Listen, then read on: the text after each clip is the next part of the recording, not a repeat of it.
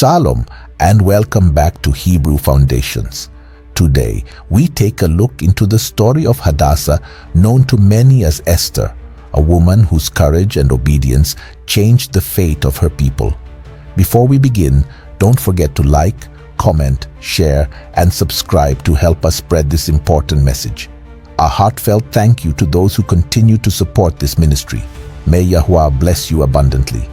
Parents, we encourage you to use this video as a teaching tool for your children. Now, let's get started. After the fall of Babylon, King Cyrus of Persia allowed the Hebrews to return to Jerusalem and rebuild the temple. You can find this in Ezra chapter 1. Many Hebrews of the tribe of Yehudah and Benjamin returned, restoring worship to Yahuah. But others chose to remain in Persia, building lives, establishing businesses, and assimilating into Persian society under its rule rather than returning home.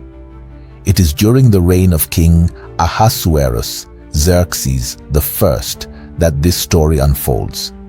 Persia was an empire of power, wealth, and intrigue, but beneath its luxury lay political schemes and a hidden war against Yahuah's people. Now, let us step into the life of Hadassah as she recounts the events that changed history. Shalom, everyone. My name is Hadassah, but most people refer to me as Esther. I was born in the city of Susa, a daughter of the Hebrew exiles.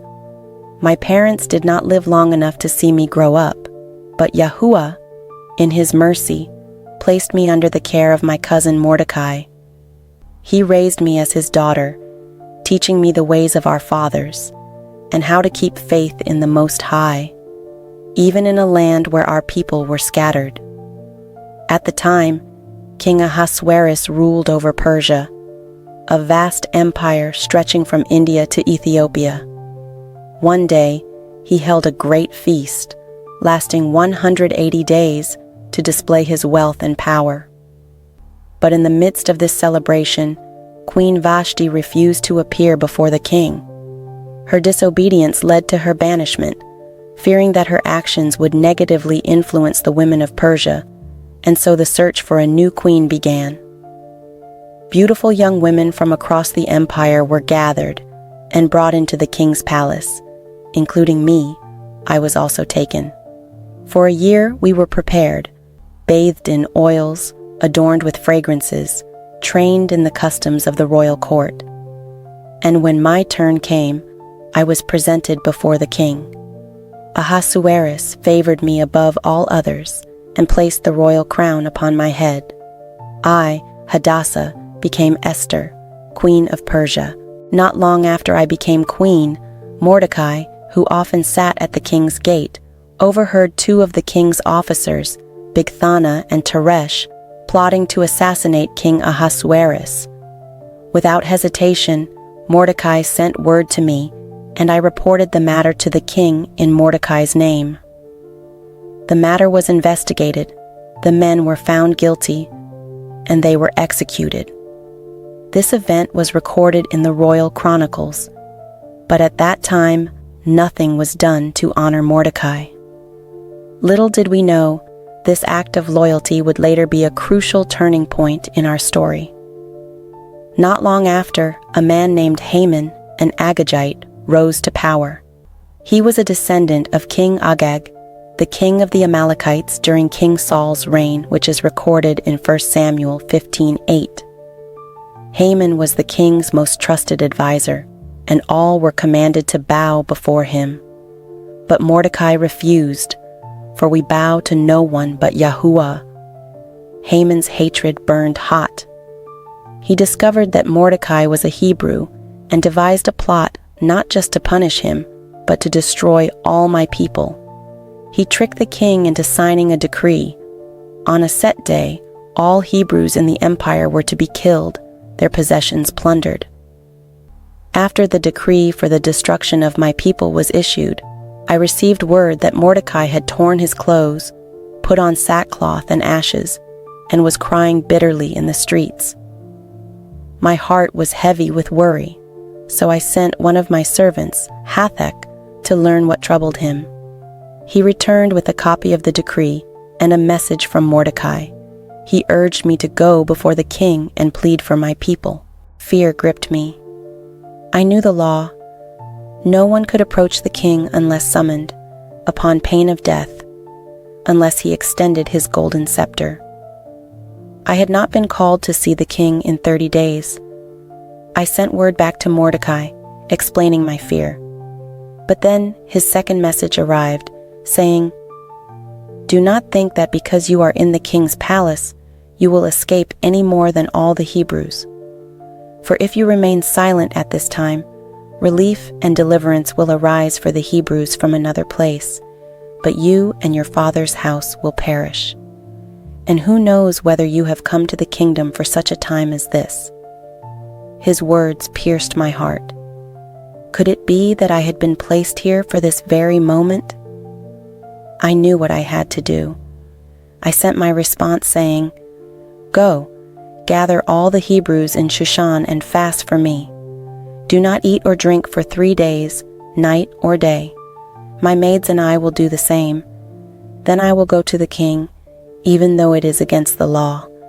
And if I perish, I perish." Mordecai went and did all that I had commanded him.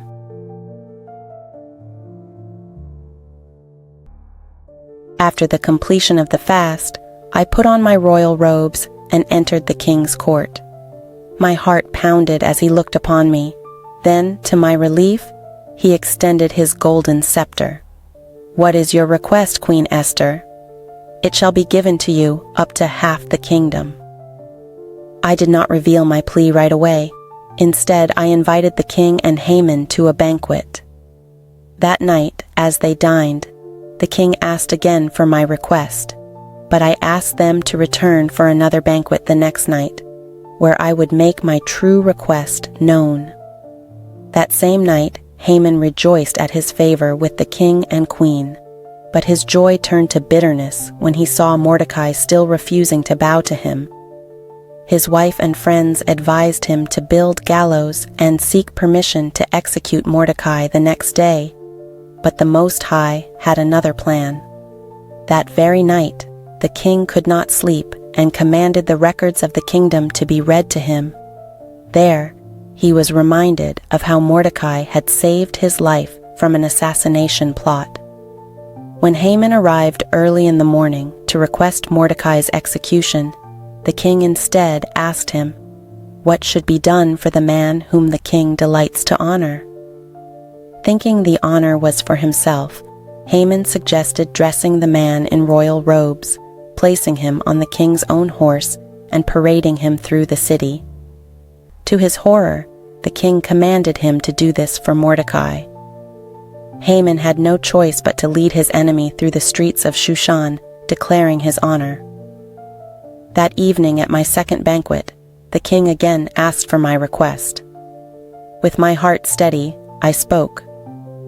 "If I have found favor in your sight, O king, and if it pleases the king, let my life be given me at my petition, and my people at my request. For we have been sold, my people and I, to be destroyed, to be killed, and to be annihilated." The king, enraged, demanded to know who would do such a thing. "The adversary and enemy is this wicked Haman," I declared. Haman was hanged on the gallows he built for Mordecai, and the king issued a new decree allowing my people to defend themselves.